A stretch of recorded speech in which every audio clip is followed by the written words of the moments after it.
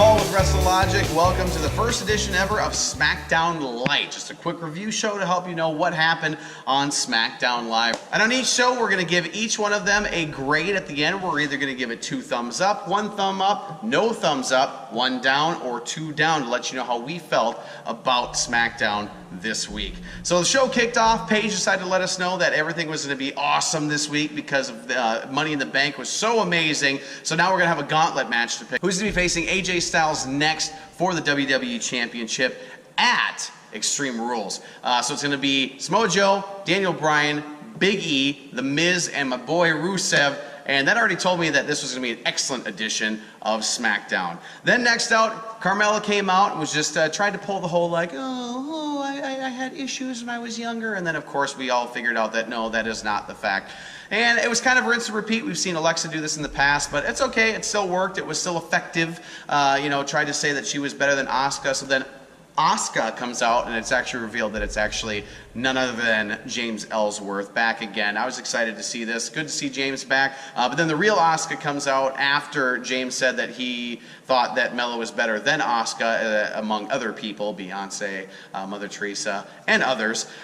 Gives him one of the stiffest kicks I've ever seen right to the gut, but then gets kicked out and leveled by Carmella. Up next, then, we saw Becky Lynch versus Billie Kay. The Iconics came out and did their usual Mean Girls promo at the beginning. But then Becky, what a performance by Becky. Well done, Beck. You were looking fantastic and just vicious throughout the entire match. You came out on top. It's good to see Becky get some push hopefully up the hill to a future bout against Carmella. It'd be great to see. Jeff Hardy up on the screen. We see him, we can tell something's a little bit different as he's talking about Shinsuke Nakamura, giving him the Kinshasa the week before, and it turns around and sure enough, full face paint, and he is Willow from his Impact days. Excellent to see this and see things moving forward for Jeff Hardy, and in a program with Shinsuke, I am totally tickled pink about that one. Up next, Daniel Bryan, ready for the gauntlet match. He actually drew the short straw, and he's going to be the #1 person in the gauntlet match. He's not worried, and continuing to plant the seeds on a future endeavor with The Miz, calling him basically the only person in the match that doesn't deserve to be there. So looking forward to that. Sanity out. Finally, Sanity on WWE TV. It's taken, 2 months for them to finally get out there, come out and just decimate the Usos, even after the Usos tried to jump them from behind. So who knew that Sanity would finally get there? So excited to see them on there. I think they're going to be the ones that finally are going to dethrone the Bludgeon Brothers. Mark my words.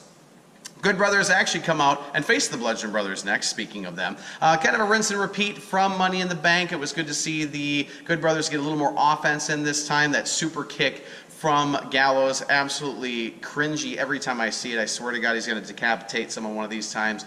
Good match overall, but once again, it was a rinse and repeat. Bludgeon Brothers coming out on top. Then afterwards, a little bit of heat between with Daniel Bryan leaving, and we're going to see where that ends up going. We'll see a little later down the road. But after Daniel Bryan gets in the ring, we do have a quick bit behind the scenes with Shinsuke Nakamura, kind of saying that he was cheated out of the Last Man Standing match because he didn't understand English. I love this. I love him as a heel. Keep up the good work, Shinsuke. I'm liking to see where this is going to go with Jeff Hardy, as he did acknowledge that Jeff Hardy will be permanently getting his eyes shut by Shinsuke Nakamura. The Gauntlet match kicks off with Big E and Daniel Bryan. Fantastic work together. I want to see them. I want to see more matches with Big E and Daniel Bryan. Did very well together. Daniel Bryan comes on top with the knee, taking out Big E. Samoa Joe out next, which I thought for sure Samoa Joe was going to take this, but I was surprised, and I like the way they booked this. It didn't make either of them look weak, where it was a count out. Daniel Bryan basically outsmarted Joe in the Coquina Clutch, got back in before the 10 count. Up next, then, even after a win over Samoa Joe, the Bludgeon Brothers come out and just smoke Daniel Bryan, which allowed The Miz to come out and pin him clean after a skull-crushing finale and pinning him. Love the way they booked this. It still makes Daniel not look very weak and makes The Miz look like a conniving heel, which is what he is. And then my man Rusev comes out to take on The Miz. Great match between the two. But of course, who is now the #1 contender for AJ Styles Championship is Rusev. What a great way to end SmackDown. And once again, giving our grade 2 thumbs up, 1 thumb up, no thumbs up, 1 down, or 2 down. I am totally giving SmackDown 2 thumbs up this week, mainly because of the Rusev win and progressing storylines forward. So you can tune in again next week right here on The Real Deal TV with WrestleLogic for another edition of SmackDown Lite to get your little sprinkle of SmackDown every week right here on WrestleLogic. We'll see you next week.